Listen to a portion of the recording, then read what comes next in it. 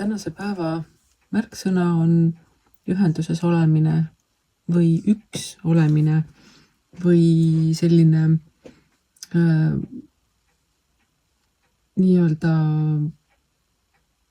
unistuste saavutamine just suhete osakonnas. Ja suhted ei ole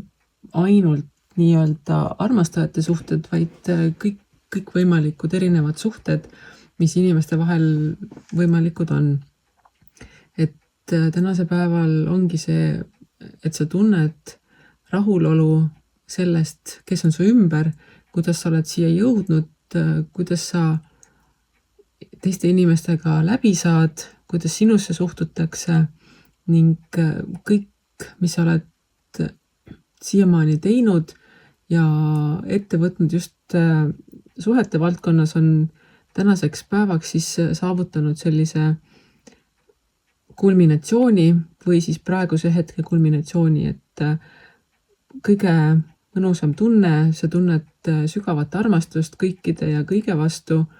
ning selline harmooniline olek ja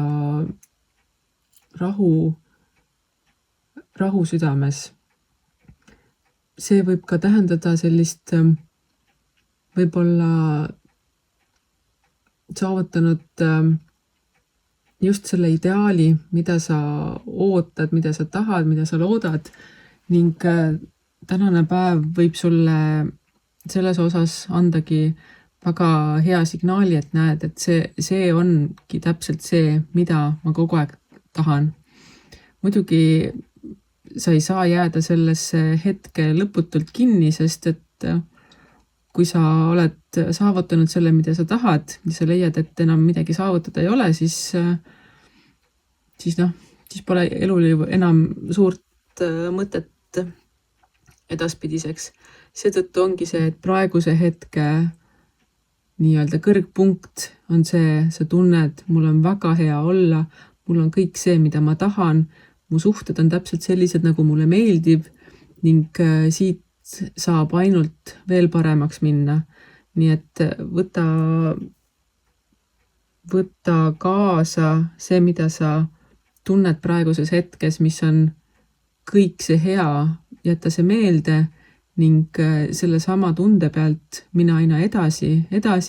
see loob sulle tõenäoliselt tulevikuks veel paremaid võimalusi, veel paremaid suhteid.